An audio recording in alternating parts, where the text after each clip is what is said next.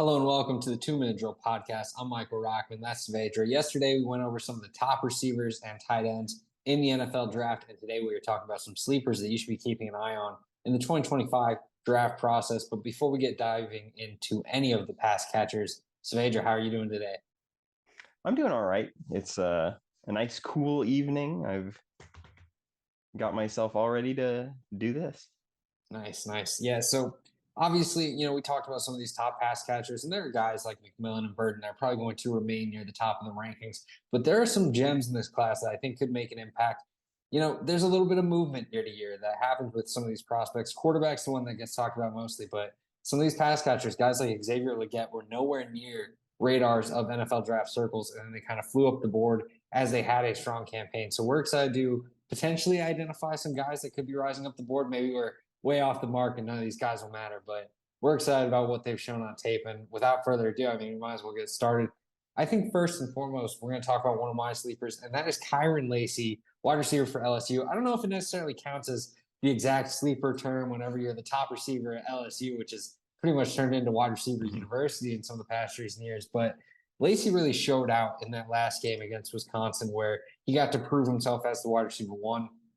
CJ Daniels is transferring in. And every report out of camp is that Lacy is the guy. He's number one, clear target for Nussmeier to be the go-to pass catcher in this offense. Obviously, Denbrock's left to Notre Dame, so maybe there's a little bit of change in the passing attack, but I'm expecting a big year for Lacy. 6'3", 212 pounds. I think he's 6'2" in the official measurements that we have on him, but yeah, probably he's very nice size, almost like a running back with his frame, and he has some great physicality where he can win outside, over the middle, has some nice fluidity in his movements. I'm really excited for Lacy, and I think he's in for a big season that'll get him on some draft radars and make him one of the top receivers in this class.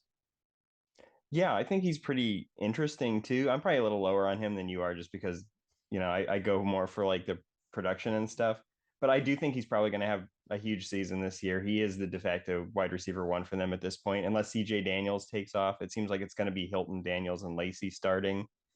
And maybe Daniels takes over, at some point, but they're his numbers are great, but they were against a really, really weak schedule like last year. Like Liberty's schedule was about as easy Yeah. it could get as it could get. But I think with Lacy, the frame's great. I think the long speed is pretty good. He's probably like a 4.5 flat, maybe a little under that type guy, which is great. I think he loses a little, like when he catches the ball and switches, his balance gets a little funky to me sometimes. Like he leans a little forward and could maybe just get knocked over. But I think overall, he'll definitely rise up the boards. It's LSU. He's got the NFL body type, basically. Yeah, and I probably am a little higher on him just because we got a little bit of sneak preview with the bowl game. Obviously, bowl games aren't end all be all for some of these prospects, but I do think it's a good look forward into what an offense will be with Lacy as the wide receiver one. And obviously, Daniels is going to come in, Hilton's going to get more involved, but I'm really excited to see what Lacy can be. And, like I said, every report is that he has been far and away the best wideout for that team so far during the offseason. So I'm expecting a big year for him, and I'm expecting him to back up the hype. But, sleepers aren't just mine to share. Let's hear your first sleeper of the night. All right. So for my first sleeper of the night, I think I'm going to go with Elijah Sarratt I guess he's at IU now. He was at James Madison before, and he was at St. Francis before that. He is a decently big guy, not really big, probably about 6'1 and a half, 210. He's got kind of like that, like I guess I want to say like a Devontae Adams type build. He's not that type of player. Maybe more of a Gabe Davis type player than a Devontae Adams type player. In that I don't think his speed is good. Like I really don't. I think he's probably like a mid 4.5s type guy. I think his route running is more nuanced than you typically expect than like the big body physical guys that you see in college. I think his like double moves and stuff are really good. He sells motion great. And he also has that special ability that certain guys have where the defender will just forget he exists. It's just like a magic moment where all of a sudden, where did he go? And he's already 10 yards past you. And it's like, where I don't know how this happens. It happened with Gabe Davis a lot too. It's just like he's got all his points into stealth. The guy suddenly is going into an idle animation because the enemy is no longer on his radar. And so Sarratt's just gone. And he had great numbers. I think he'll be great at IU. And they've got Donovan McCulley too, who's another guy who could be a sleeper, who's I think pretty neat, but maybe not like an NFL prospect, probably like a priority free agent type guy. And I don't know, what do you think of Elijah Sarratt? I know you're probably lower on him than I am, Yeah, I was but a little lower on him, and I feel like he had some segmented movement when it came to trying to move around the field that kind of held me back on him. But I mean, when you have a guy that's kind of working his way up, like Sarratt has, it's hard not to root for him. And I think working with Signetti, moving with him to Indiana, I think that's going to make it a lot more favorable for him to kind of find instant success at the Big Ten level. Him and McCulley are going to be fun for this offense, and I expect Curtis Rourke to yeah. be more than willing to kind of sit back and just let it loose and fire away and see if he can connect with these wideouts. The physicality is what I love most about Sarratt. I think he has it, and I think it's something that is going to make him a very good college wideout. It's just so tough to kind of project some of these like more physical Yeah. without the big body type of guys to the NFL level, because for some of them, you know, you get those like great guys like Gabe Davis, even where maybe he's not like Mm-hmm. this wide receiver one, but he's still a pretty valuable contributor in Yeah, really offense. solid And then guy. there's guys that, you know, like I'm trying to think of like examples without like underselling or being disrespectful to anyone, but I don't know. It's just like there's so many guys that it's like, oh man, they're so good, and then they Yeah. come in a little bit shorter than you expect at the combine. And you're like, man, you know, kind of that box out ability is a big part of it, and it happens Yeah. less at the NFL. Now, I'm not trying to underestimate his ability. I did think he was pretty solid as a route runner in terms of the type of play style that he offers, but I do think that he's going to continue to succeed, and I think he's going to win over some teams. It wouldn't shock me if he's kind of similar in terms of tier to like a Brendan Rice type guy, where it's like you keep seeing these flashes in the college level, but how much of it translates to the NFL is where some teams are kind of caught up on. Yeah, well, the name I would say is another guy I was high on last year that went undrafted was Jalen Coker from Holy Cross. I love Jalen Coker. I still think he's going to be good in the NFL, but that's the type of guy that will sometimes just fall completely out of the draft. But at least Yeah, with Sarratt, he is at a Power Four school as opposed yeah, to FCS. yeah. If he continues that production, I mean, there's no reason to think that he won't continue to kind of elevate his draft stock. I'm not sure on his eligibility. Does he have another season after this one? I think this is Surratt, junior year, he's a right? true Yeah, he's a true junior. yeah. So he's got some time. He could easily stick Yeah, around for another season if he he had wants to. a And 700 yards rookie year at St. Francis, was all NEC, and then this past year he had like 1100 at James Madison, all Sun Belt. yeah, so it wouldn't shock me if he ends up sticking around just for the sake of, you know, getting another year proven Big Ten play. And I think that type Mm-hmm. of prototype usually kind of sticks around in the college game, but I agree. Yeah, I think wouldn't he could shock easily me end either up being way. 2026. Yeah. Yeah, so I'm gonna take over now for the next sleeper, and the guy I'm gonna go with is Jaylin Noel, wide receiver for Iowa State. Look, after Xavier Worthy kind of just made this unfair run in the 40 time, it's kind of hard to like hype up these low 4.3 guys. But Noel's going to be someone that tears up the combine, and he's going to have some really nice numbers. Him and Jaden Higgins are one of the more exciting wide receiver tandems. And I think what makes them so exciting is that they're almost like opposites when it comes to like size and skill set a little bit. Noel's great at, you know, kind of pushing the offense deep and finding ways into space and just capitalizing on those opportunities, where Higgins is kind of working up the seam and finding ways to kind of win with the size and speed up the middle. But both these guys are very talented. I'm more impressed with Noel. I think he's just extremely fluid. He's really nice technique as well. He finds ways to kind of create really easy separation when working outside, where he loses defenders and gets into space pretty easily. And he has the advantage of that quick acceleration, where once he has the ball in his hands, he's going to capitalize on opportunities to create more yardage with the ball in his hands. And I think he has a nice frame, 5'10", 200 pounds. So he's got some nice contact balance and physicality to kind of take on defenders after he's made the catch. But this is a guy that I'm really excited about as a slot option. It wouldn't shock me if, you know, with another strong year to Iowa State, he's one that we're talking about as a guy that maybe is more of a day two, early day three type of selection, but he steps into an offense and he's able to kind of make an instant impact in his rookie year and continue to build off of that moving forward in his career. Yeah, I feel somewhat similarly. I actually have like Higgins a little more of the two. So, it's just once again just different things that we like in guys. With Noel, the other thing I want to mention, special teams are really good. And with the new kickoff and everything, I feel like that could be a huge benefit to him as far as his stock goes. I think his top speed is quite what you think it is. I feel like he's more of like a low 4.4s type guy. But I do think he can do all that stuff like that you see with like guys like Greg Dortch and Paris Campbell, where you just toss the ball to him and he just takes off because his acceleration's so good.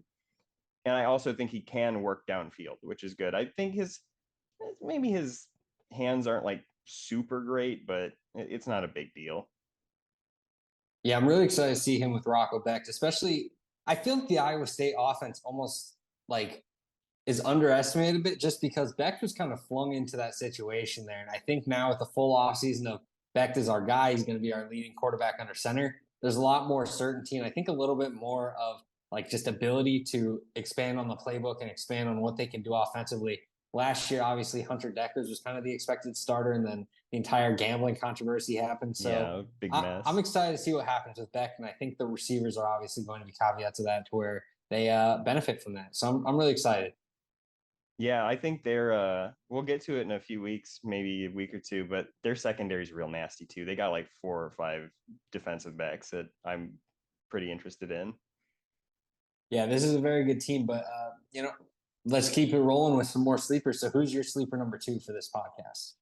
I'd say my sleeper number 2 today is going to probably be Juice Wells, Antwane Wells from South Carolina. Well, formerly South Carolina, now Ole Miss, teaming up with Trey Harris, who we talked about in the last video. And I mean, I loved him like in 2022, just seeing what he could do. He's got such a great build and he's pretty physical. His short area burst is crazy, like just covering like short distances. His hands are really good. He's pretty great at just tracking the ball. Just generally all of the things that you want to develop in a receiver, he's already pretty good at. He is a little old. He's going to be 24, I think, probably before he plays in the NFL. I didn't double check that. And he does have the injury this past year. But, he was great at James Madison. He was great at South Carolina in the SEC, just immediately took over as their number one guy. And I'm just really excited to see what he's going to do with Ole Miss, with Trey Harris taking attention away and Dart at quarterback. I think they could really have a huge year. Yeah, 68 catches, 928 yards, and 6 touchdowns in his first year with South Carolina. Seemed poised to be one of the top wide receivers in college football last year. Injuries sort of slowed that down. Look, the 2022 tape is one that I think had a first round type of caliber on it. But the question is, how is he able to kind of continue on that? How's he going to recover from the injury? And what is the age going to be that kind of like the age perspective from front offices? How are they going to view that in terms of value on him?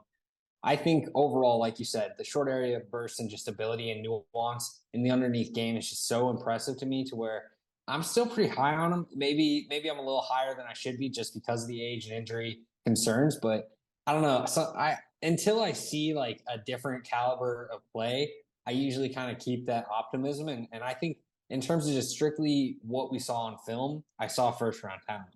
Now, with the age and potential regression, that could change very easily, especially as we enter 2024 when this is now 2 seasons away. But it's something that I think is certainly able to be tapped into. It wouldn't shock me if Wells is the go-to guy in this Ole Miss offense, despite all the pass catchers that are surrounding Dart. I think Wells is kind of like the easiest to find sync with and just kind of easily find production with because like we talked about yesterday, Harris is kind of like a deep threat guy, and I think he kind of had some opportunities that were cut short because Dart isn't necessarily the best in terms of downfield attack. He's a real play action heavy quarterback. So I think a lot of that stuff is going to really benefit Wells more than Harris. But I still think Harris will have a great year too.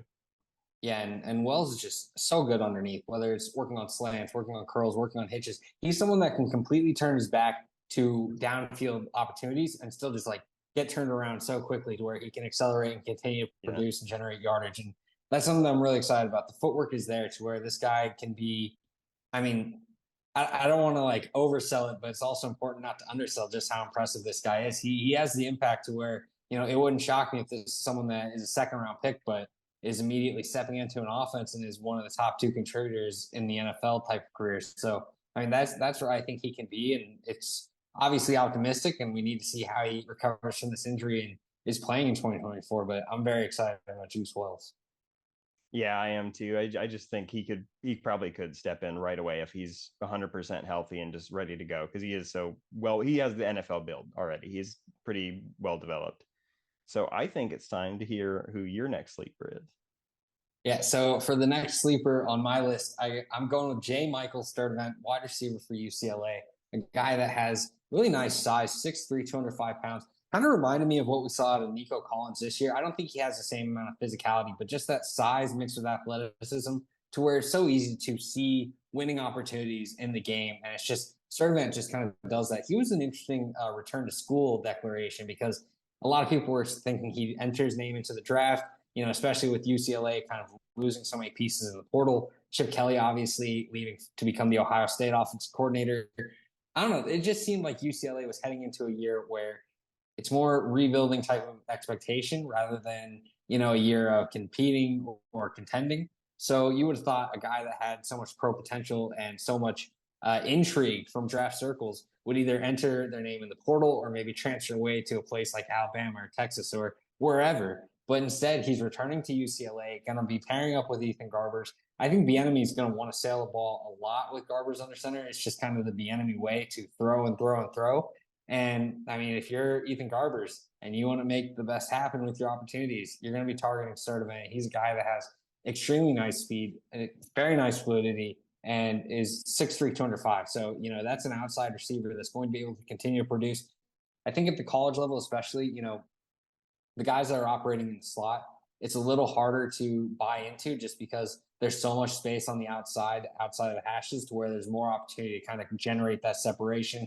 There's more of a kind of window of forgiveness. But guys on the outside who are consistently doing it, you can kind of buy into more. And Sturdivant, it doesn't matter what the competition is, what his defense is going against. He's able to produce. It's just kind of how often can the surrounding team help him out to make that production happen. Yeah, he got like kind of supplanted by Logan Loya last year at UCLA because the offense was just so poorly constructed that they just couldn't get him the ball. I think the weird thing with him was he'll just throw himself at the ball. Like even if it's like placed like away from him, he'll just hurdle himself through the air. He doesn't really have any care for his own physical well-being when it comes to trying to catch the football. He'll just throw himself on the ground. I think his yards after catch potential is actually pretty decent. I think he's decently physical with the ball in his hands. I think he's got a lot of work to do in terms of just like putting together how he breaks, and just how he releases off the line. Just general, it just feels like he's working through things slowly once the play starts, where it's like, okay, I have to do my release. Now I have to be aware of the ball. I have to do this. Like he's constantly having to like remind himself of each thing, but he has the natural size and speed and everything. And I think over time, he could end up being a guy that stays again and has something similar to like a Kyren Lacy type career where year like 4 or 5 is the big blow up where he has like a great season, especially with UCLA looking like they're maybe going to be a catastrophe again. Yeah, this is similar to Sarratt too, where he has another year if he wants to return. And it wouldn't shock me if he's someone that kind of maybe doesn't take that step up because 2022, he had 65 catches, 755 yards, and 7 touchdowns. 2023, 36 catches, 597 yards, and 4 touchdowns. So a little bit of production regression. If it's another year of maybe disappointing play, he might be looking into the portal and maybe head to like an LSU or Notre Dame where he feels he can be that top pass catching option and then, kind of elevate his draft stock again to what it once was. But I don't know. I think he can have a strong season. I'm higher on Garbers than most, and I do think Bieniemy is going to continue to want to air the ball out. And I think there has to be someone who is going to kind of capitalize on that. And I think Sturdivant has what it takes to do so. Yeah, I'd say out of the guys in that offense, he's easily the one that'll be most likely to do that. All right. So sleeper number 3 for you. Who are you rolling with? I'm going to go with Ricky White next. So it's UNLV. He's a transfer down from Michigan State, which usually is something that I'm wary of is when guys transfer down, but his numbers are so crazy that it's hard to ignore him. And a lot of guys, he's not a sleeper already. It's just a guy who they're hyping up already. And it's like, wow, have you seen the UNLV vertical threat guy that had 1,400 yards and just crushed zone coverage super hard? The thing with him is he's a little stiff, which is fine. And I don't know if he's actually like an actual 190, even though he's listed 190. He's a little light. No shot. He's pretty light looking. He's a skinny guy, but his acceleration's nuts. He'll just blow downfield. And he had like the best like yards per target, or like yards per team pass attempt that I saw out of the guys I went over so far for this year. because last year he would have been like sixth if he'd come out, like, which I'm kind of surprised he didn't because he had such a great season and, new quarterback, new a lot of things going on in UNLV. I think he can get pressed sometimes and he'll just disappear. And he's not a chain mover, really. He doesn't pick up a lot of first downs despite his yardage, which is interesting. It's similar to, I'm going to bring up Quentin Johnston was another guy who had like really good production, but his first downs were really low, which is something that I don't normally look at, but it's just kind of odd. But I think with Ricky White, you're getting a guy who's he's there to stretch the field. And if your quarterback can throw deep, he's going to be really, really scary to deal with in the NFL. Yeah, in terms of like what you see out of him, it's almost like a G5 Devonta Smith. This is a very frail frame whenever it comes to just straight turning it on. You'll find him pretty easily because you're like, oh yeah, it's the guy that's very, very slim out there, the skinny arms, but he's very intriguing. And I think what's impressive for me is I do buy the 6'1", probably more like 175 if I had to guess. Like I think it's going to be a pretty hefty drop off whenever it comes to these measurements. But I liked his mobility, and I think that's something that's going to be big for him, whether it's deep speed. I thought he had pretty nice stems as well at the top of his routes. He was able to accelerate and kind of get out of his cuts and create separation. At the G5 level, especially Mountain West, we kind of see more of the splash plays, more able to just more consistently happening for these type of talented guys. So that kind of ability is great, but it's something that also is kind of making me question, how much of it translates into NFL or even against some of the top level competition. It's going to be a weird year. I think my biggest concern for White isn't necessarily with him himself. It's just a situation of what's going to happen at quarterback, what's going to happen with this offense, because I think there's a lot of changing pieces for UNLV.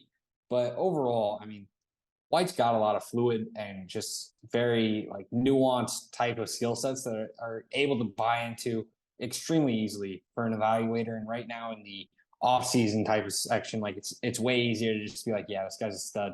88 catches, over 1,400 yards. This is a guy that was just lighting up box scores week in, week out. I would have loved to see him transfer up, but I don't know. I think he's very talented, and I'm excited for him. Yeah, the transfer backup would have been nice, especially with the quarterback change. That 1,400 yards that's not going to be there this year. I don't think that, not with the new QB. It's probably going to be, I don't know, at least 400 yards less, I would guess. And beyond that, I think, but yeah, his development's really good. I think his ball tracking, whenever you have a guy who can take the lid off the defense and who can track the ball really well, that's when you get the really scary vertical guys. Yeah, so I guess we'll continue this thing moving. And we got my last sleeper at the wide receiver position, and that is Kyren Lacy from South Alabama, now transferring to Louisville. And look, if you were a fan of Zay Flowers, you're probably going to love this guy because he is just absolutely electric in short area. He has incredible burst with the ball in his hands. He had more yak than anyone in the FBS level last season. He is just completely explosive.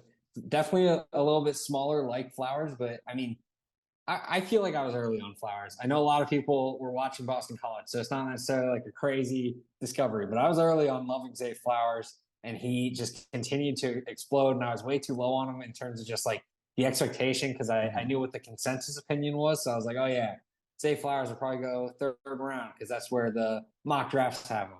I'm not doing it with Lacy. All right, I think Lacy's going to be a first-round pick. This guy is an absolute stud. I love what Brom can do in terms of playmaking and just scheming up situations for him to succeed.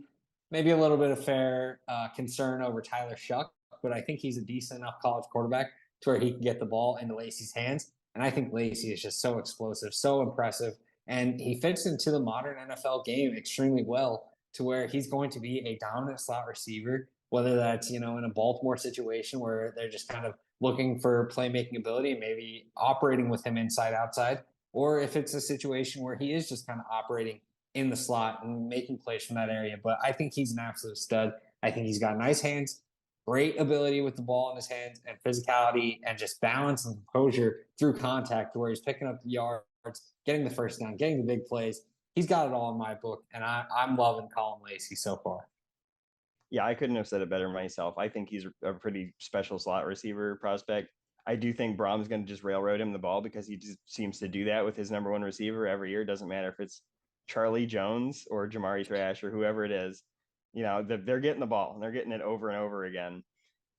You mentioned him having more yak than anybody. That's because he made more guys miss than anybody. His missed tackles force were also extremely, extremely abnormally high. His stop start and just shiftiness is super crazy. His top speed isn't that fast. I don't think that doesn't matter. He's just going to do so much damage if you get him in any sort of space. And the NFL coaches, they all love getting guys in space at this point. At least most of them do. There's a few teams where they'd rather guys just stick to the sidelines like glue and just huck it down there and pretend it's 2005.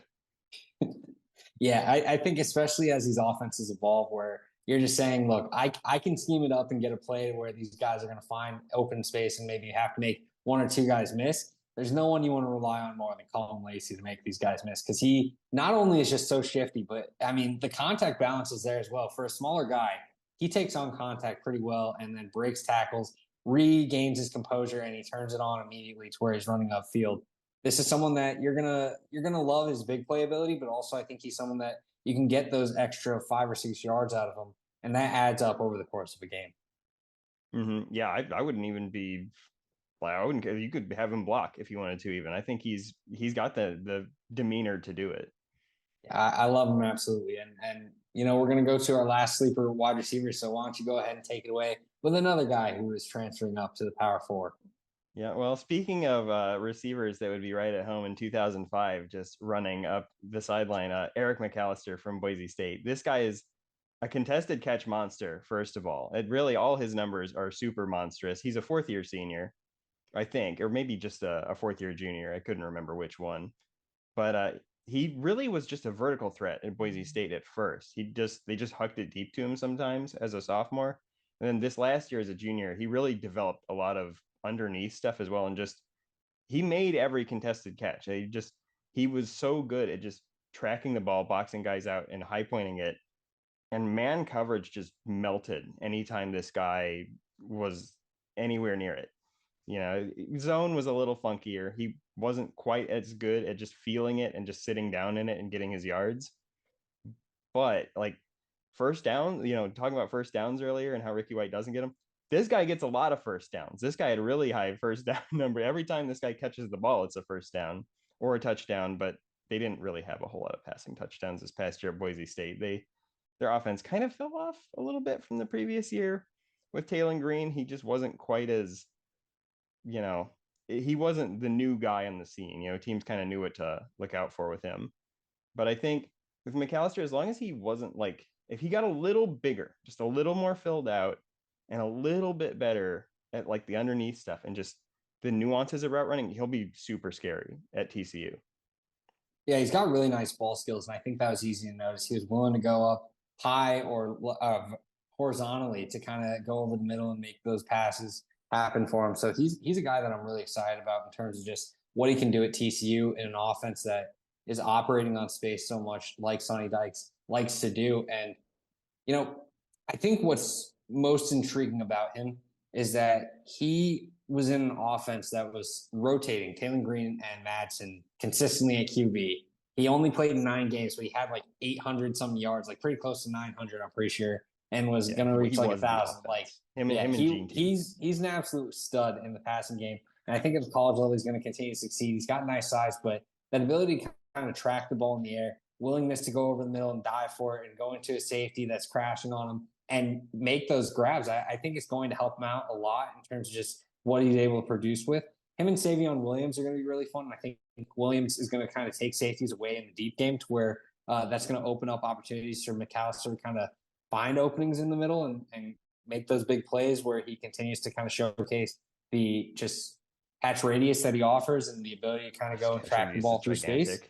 Yeah, it's a guy that I really like, and I think I want to see it more. I want to see it especially at the P4 level where he is kind of a continued part of an offense where it's more consistent, just who's under center, who's delivering the passes, and just how the offense is producing week in, week out. Because Boise State, I mean, through their first 8 games were one of the most inconsistent teams in college football, and then they caught fire. So I want to see what happens now where he's in an offense that I'm expecting more of a consistent type of play week in, week out. And I want to see how McAlister is in that offense and what he can produce for them. Yeah, I think just about the same. I think Savion Williams, earlier in his career had Quentin Johnston taking guys away from him, and now it's going to be his turn to just remove a little bit of the pressure from McAlister. Although I've seen a little bit of hype for him too, maybe as like a late rounder or like a priority free agent because he is just a big body type guy. Yeah, so before we move on to tight ends, I want to talk about some honorable mentions that maybe didn't make our sleeper or top 10 list, but guys that we think people should keep an eye out on. Just to name a few for me, I'm going to say Xavier Restrepo out of Miami, very physical ball type of receiver that's going to kind of fit that scrappy mold of the slot receiver type of guy, but I think he consistently does it. With Cam Ward coming into town, I think he's just going to continue to be a stud and make some great catches for him. Another guy that I have written down, Jalen Royals out of Utah State, is a guy that I think I'm a little concerned about the quarterback situation. I don't love Spencer Petras as the quarterback, but I don't know. I think there's a lot of flashes there to where he's someone that people will buy into. And for my last sleeper, I'm going to go with Daniel Jackson, wide receiver from Minnesota, a guy that I think has a lot of the great abilities that you're kind of looking for in a receiver. And I think there's more downfield ability in his tool set that we didn't necessarily get to see last year with the Minnesota offense that I think can be unlocked with Brosmer under center. But I'm really excited for those three as honorable mentions. They unfortunately didn't make the sleeper list to get more discussion on them. But what are some guys that you're also going to say, hey, maybe I didn't give them a whole section, but keep an eye out for them? I mean, yeah, I really like Jalen Royals too, like you mentioned, and I think the first guy is the guy we already mentioned, Jaden Higgins from Iowa State. He's a great, I think, just a really good possession receiver type prospect. I think his speed is really good for the type of receiver he is. Another guy I think is Jamori Macklin at Kentucky. Really, all three receivers at Kentucky I think are really interesting. Any one of them I think could have a great year and end up being in this class. Berrien Brown, Dane Key being the other two. Macklin was great at North Texas, right? Yeah. Right. Don't mean green. I just had to make sure. I was like, I definitely think it was North Texas that I watched the Jamori Macklin, but there's a lot of green teams. But yeah, him and then Berrien Brown is more of a shifty guy. And then it's similar to like Iowa State, where they have the kind of taller, bigger guy, and then the short, kind of shiftier guy with Key and Berrien Brown, who I'd say they took a little step from freshman year when they were pretty great for freshmen to this year. Beyond them, I guess CJ Daniels, who we already talked about at LSU, is just a really interesting one to watch. I don't know if he's going to actually be like an NFL type guy, but there's so many this year, which is like that are just like, well, that guy could blow up, that guy could blow up, It's because there's so many moving parts. Like you never know what's going to happen with like even a team like Michigan or something, where like it's all new guys, or just really any of those Big Ten teams, I think, could just fire up and just have somebody go crazy.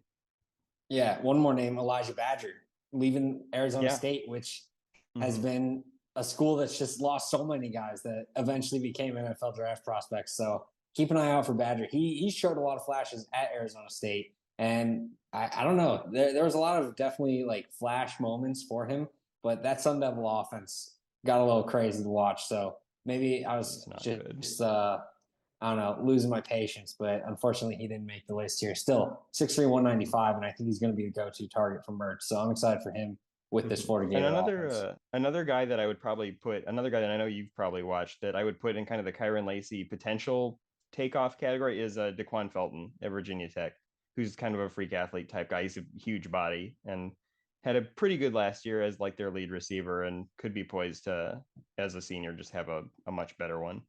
Yeah, not to get into the category of just naming names for the sake of it, but Jennings and Lane are guys in that Virginia Tech offense that also have some attention. Jennings was a guy that was one of the most highly touted transfers, and then unfortunately got injured in the season opener. Maybe he reclaims his throne as the expected number one in that offense. But a lot of pass catchers out there in the country. Keep an eye out for them. So many. We'll be talking about them here, but yeah, we're going to move forward to tight end next. So to kick off the tight end position, we have 5 of them. And Saavaidra, you have 3. I was a little generous, let you take the lead here for how many. So why don't you start off with your first one? Well, our first it's going to be the guy everybody knows. It's Oscar Delp at Georgia. He's a big time recruit. He's a really good athlete. Maybe not quite as good laterally as he is vertically. but he's got a frame that's probably going to fill out more. He plays with a great deal of tenacity already, even though he's been kind of relegated to being the other tight end because they had Brock Bowers and Darnell Washington, and then still just Brock Bowers eating the entire offense and just being the entire offense this past year. But yeah, he's really good. Like he's really good. He's always looking for work when he's on the field, which is something I think with tight end is really important. Is you want a guy who's just he's either looking to throw a block or he's working to alleviate the quarterback's issue. If the quarterback's in a trouble spot, you want him to look for a space to get open, which I think is something you don't see a whole lot of until maybe the pros, but all the really good tight ends in the pros can do it. Yeah, this is a tight end that is going to be a big part of this offense. We talked about Urasek yesterday, but I think both guys are going to get pretty heavily involved. Neither one's going to have the Brock Bowers like role, but I think both guys are going to get plenty of touches to showcase what they can do. Something that kind of interested me with Delp was I think yesterday we talked about Loveland. His frame easily could add on a lot more weight. I feel like Delp is a Yeah. little bit maxed out when it comes to his frame. I think Yeah, more than Loveland for sure. yeah, I think he's sort of hit his peak for whatever his size is going to be, especially right now. I think he's a little bit smaller than the 6'5", 245 that's listed for him. So that is a little bit concerning for me if he's like a 6'4", 240, 235 type of guy. But I think it's good enough. I think he's going to still be a very solid tight end. I think he showcased plenty of flashes for Georgia this past season, even working as the second fiddle to Bowers. And I think now he's going to get a more prominent role in the passing game. Beck is someone who loves to operate over the middle of the field. And I think that's where Delp and Urasek are both going to be. And, I think the speed's there. The athleticism is obvious. I don't think it's necessarily as clear on the field as I think he'll test. I think he's going to test a little bit better than he probably plays, but I think there's flashes there for Delp to be a high impact player for this Bulldogs team. And I think the offense is going to be very good. The team's going to be very good. And I think Delp's going to be a big part of it. Yeah, I think so too. Anyway, I think it's time for your first sleeper tight end here. Yeah, Who's so it if gonna you're be? looking for a real sleeper, this is one that I don't think anyone else is That's who I talking about, expected. Yeah. and that's Max Klare, tight end out of Purdue, a guy that really only played in about 4 games for the Boilermakers, but he was lighting it up in those 4 games. 22 catches, 190 yards. That was outproducing most guys in that time frame because most tight ends, I mean, they're putting up like 40 catches over the season. This is like a third of a season for Max Klare, and he was putting up those numbers. He's a go-to target for Hudson Card. Deion Burks is out of the offense, so he needs the familiarity and the go-to type of pass catcher. That's going to be Klare. His frame isn't as tight endy as you may want. He's 6'4", 245 is the listed size. But overall, I think he offers a lot of versatility, well-roundedness, and ability in this game to where he's someone that I can easily see kind of being an early day 3, maybe late day 2 if he has a really strong season and continues that production over the course of the entire year type of tight end that kind of fits that prototype of well-rounded, eventually kind of works his way in. He kind of reminds me of Hayden Hurst, where there maybe isn't like this specific thing that's just like making you absolutely fall in love with his game, but he just does everything pretty well to where he's able to consistently contribute to an offense. And I think with Purdue, a fully healthy season, he has the capability of really putting himself on the map for this tight end class. Yeah, he wasn't on my radar at all before you sent the name to me, but I went ahead and I watched him. And there's not a whole lot of tape, so I went ahead and I went back and watched his high school stat like tape from Oh like man, Huddle. you're in deep. First of all, it's clear he gained 20 pounds between redshirt year and freshman year, like redshirt freshman year this past year. So the frame is developing. I think he needs to spend a little more time in the weight room. He's not like I'm not going to say he's not maxed out because I don't think he's going to be a big bulky tight end, but I do think he can get a lot stronger. His footwork's really good. That's the one thing I noticed most of all was his ability to just make micro adjustments with his feet, like when he settles down in zone, is really, really good already as a redshirt freshman. And I think that's why he was doing so well as a receiver. And I do think Hudson Card's just going to be throwing it to him a lot because Hudson Card doesn't have a great arm. They don't have any real wide receiver weapons right now on that team. I maybe Devin Maccabee, the running back, he could dump it off to him quite a few times. But otherwise, yeah, I just I think he could really be a riser. I think he really might have found a hidden gem here with this guy because he's willing to block too, which is nice. Hope so, just for my ego's sake. I'm hoping that I'm Yeah. just on the money, but I guess also for his sake and having a successful career, chasing his dream, whatever. But overall, as long as my ego is boosted, I'm happy. But yeah, he's someone that I think is really impressive as a receiver, and I think the blocking is going to be coming along more and more as he gets experience and just time on the field. And that's usually the case for those undersized guys at the high school level that kind of enter into a P4 program. They eventually kind of get there, and I think Klare's showing some nice signs, but very limited tape, very limited success so far. He definitely showed out in 2023 for the amount of games they played, but it's a lot more difficult to sustain that over an entire season. So we'll see what happens for him. But he's someone to keep on your radar. But another guy to keep on your radar, Saavaidra, let's hear tight end sleeper number 2. I'm gonna go with the guy that was all SEC second team, but that nobody talks about. It's Rivaldo Fairweather that transferred up from Florida International and became really the only receiving option on Auburn's entire team last year because they couldn't move the ball. He's a little shorter, but he's got a really good build. He plays in the slot a considerable amount, like maybe most of the time. He's not as much of an inline guy as you would really want, but he's a great contested catch player. He's great in the contested scenarios. He's good at shooting his arms out and going up and getting the ball. He seems to make the more difficult catches more often than he makes some of the easier ones, I think. But really, I just think he's a decent prospect, a decent deeper guy, probably a mid to late day three, really sturdy, and just he's willing to do basically everything like you ask him to. He'll line up wherever, he'll block whoever you want him to. Yeah, he's a guy that is never really going to light up the box score, but he was consistently putting in some like 3 or 4 catch performances. And in an Auburn offense, I was looking for consistency. I mean, that's huge.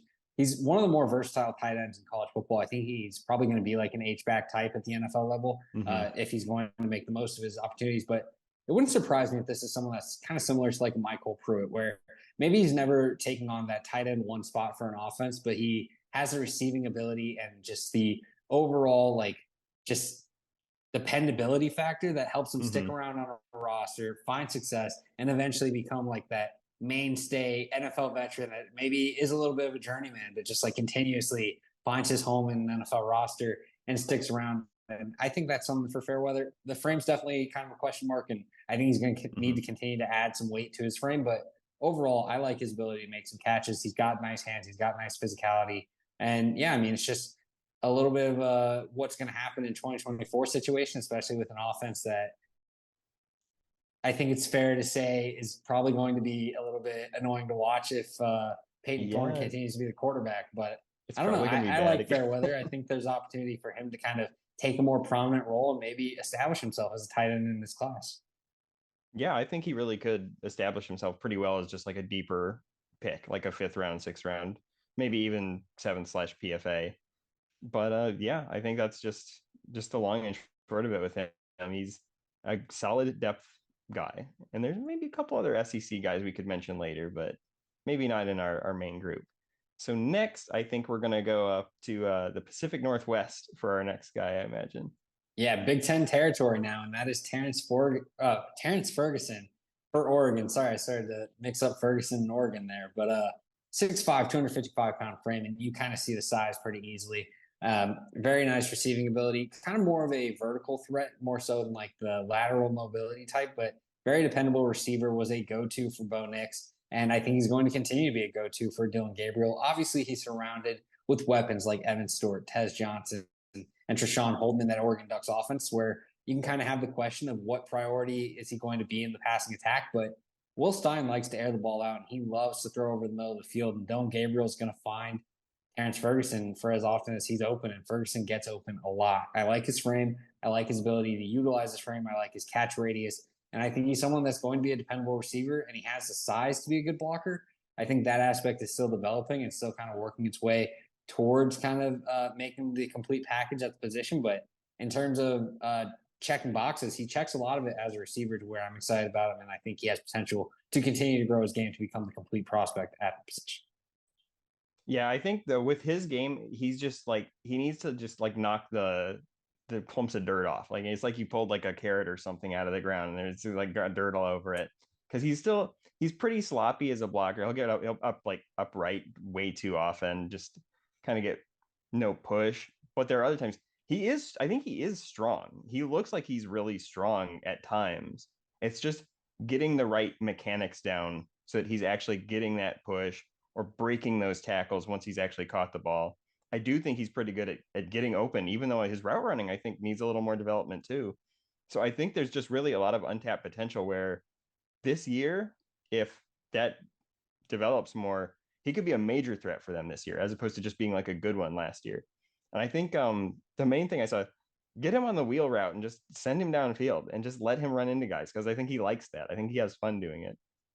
Yeah, I think what I also like most about Ferguson is his ability to catch in congested areas, especially with this offense where Evan Stewart has shown some ability in short yardage field to kind of make those goal line opportunities happen. But, Tez Johnson and Evan Stewart are both a little bit undersized. So you're going to need someone that's going to kind of go up over the middle and go into congested areas and reel in the catch. And I think that's going to be Ferguson for this offense. Jordan James can kind of take on contact, but I think Bucky Irving was a little bit underrated for his ability to kind of run in short area and pick up those short yardage situations. So I'm expecting to see more reliability or more dependence on Ferguson in those situations in the passing game. And I think he's going to come through in a big time and kind of establish himself as one of the better physical pass catchers in this class. Yeah, I think he'll probably be one of the better tight ends in the Big Ten at the very least this year, and he'll have a lot of eyes on him just because it's Oregon. They're going to win a lot of games. Yeah, it doesn't. Go ahead. Sorry. It doesn't matter who they've got. They're going to be winning games.